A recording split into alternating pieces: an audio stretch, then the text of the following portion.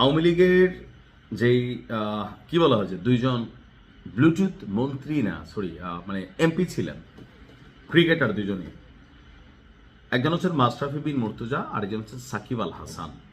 তো এই দুইজন আওয়ামী লীগের রাজনীতি করার কারণেই কিন্তু আসলে অনেকগুলো বাটে পড়ে গেছে। আমি ব্যক্তিগতভাবে মনে করি খেলোয়াড় যাদেরকে দলমত নির্বিশেষে দেশের মানুষ ভালোবাসে, অভিনয় শিল্পী, গানের শিল্পী বা আর্টিস্ট যারা আছেন, তাদের আসলে রাজনীতিতে আসা উচিত না, অন্তত একটা বয়স পর্যন্ত। কেন? এই মাশরাফিরে বাংলাদেশের কে না ভালোবাসছে, এই সাকিব আল হাসানকে কেই না ভালোবাসছে, কিন্তু যখন তারা এমপি নির্বাচনে গেল তখন পলিটিক্যাল পয়েন্ট অফ ভিউতে মাশরাফি এবং সাকিবকে অপছন্দ করা শুরু করলো।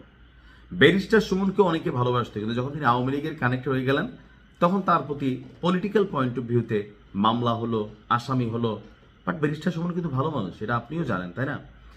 এখন আজকে আমাদের যে মন্ত্রী হিসাবে, প্রতিমন্ত্রী হিসাবে যারা শপথ নিয়েছেন, আমাদের যিনি যুব এবং ক্রীড়া প্রতিমন্ত্রী, তো শপথ নিয়েছেন, এরপর তিনি এক ঘোষণা দিয়েছেন, যেই ঘোষণায় সাকিব আল হাসান এবং মাশরাফি বিন মুর্তজা সম্মানের সহিত তারা আবারও দেশের ক্রিকেট আঙ্গনে ফিরতে যাচ্ছে। আর এই তথ্য আমরা কোথা থেকে বললাম? আমাদের আমিনুল হক, যিনি যুব এবং ক্রীড়া প্রতিমন্ত্রী হিসাবে বিএনপির পক্ষ থেকে আপনি কি বলা হচ্ছে তিনি শপথ নিয়েছেন।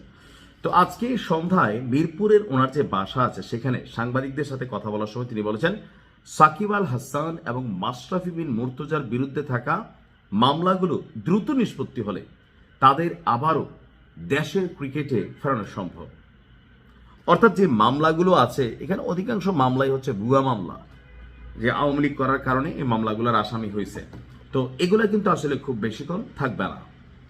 আর যখন সরকারের পক্ষ থেকে একজন দল মানুষকে রিকোয়ার্ড হয়, অর্থাৎ প্রয়োজন হয়, তখন সেই ক্ষেত্রে তার মামলা পানির মতন ঝরা যায়। ডক্টর ইউনুসগুলো ঝরছে না, ঝরছে তো, 666 কোটি টাকার ইস্যু গেছে না, গেছে তো। তো এরকম সরকার যদি চায় মামলা পানির মতন ঝরা যায়, হয়তোবা তাদের মামলাগুলো দ্রুত নিষ্পত্তি করার জন্য তাগিদ দেওয়া হবে। আপনার আমিনুল সাহেব বলছেন যে যেহেতু তাদের বিরুদ্ধে মামলা আছে, এই মামলাগুলোকে দ্রুত সমাধানের মাধ্যমে আমিও চাই সাকিব আল হাসান এবং মাশরাফিরা যেন আবার বাংলাদেশের ক্রিকেটে ফিরে আসতে পারে। এটা সৌন্দর্য মনে হইল। আর ক্রিকেটার তো বলি ভাই, যারাই আছেন, সাকিবরে দেখে মাশরাফিরে দেখে আপনারা একটু বুঝলেন যে এই রাজনীতিতে আপনি যখন জয়েন করতেছেন, এটা জনগণের সাথে আপনি ডিসকানেক্টেড হয়ে যাচ্ছেন। বাট আমি আমিনুল ইসলামকে মনে করছি স্মার্ট ক্যারেক্টার। এমনকি ক্রিকেট আঙ্গনের যে শূন্যতা, সেইখানে হয়তো তাদেরকে ফিরাইলে কিছুটা পজিটিভিটি হবে। তবে মাশরাফি তো ক্রিকেট খেলা ছাইরা দিছে, বাট বোর্ডে যেহেতু একজন সফল অধিনায়ক ছিলেন, Shakib Al Hasan allrounder, so cricket আঙ্গনে তাদের ভূমিকা কিন্তু এখানে একটা কাজ করে যাবে। তিনি বলছেন যে সাকিব মাশরাফিরা যেন আবার ফিরে আসতে পারে, আমরা এই জায়গাটিকে অত্যন্ত নমনীয় এবং সহনশীলভাবে প্রাধান্য দিতে চাই।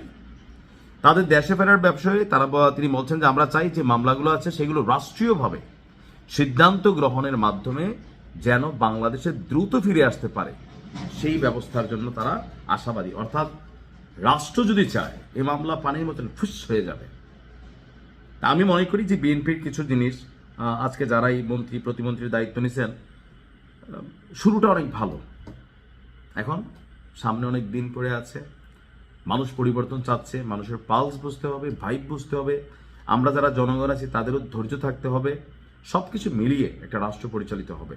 আমি পজিটিভ দৃষ্টিভঙ্গিতে সবসময় দেখি, আমি মনে করি যে ভালো কিছু হবে। আর যদি খারাপ কিছু হয় তাহলে আমরা সরকারের সমালোচনা করব, যেমনটা আওয়ামী লীগ সরকারের সময় করেছিলাম।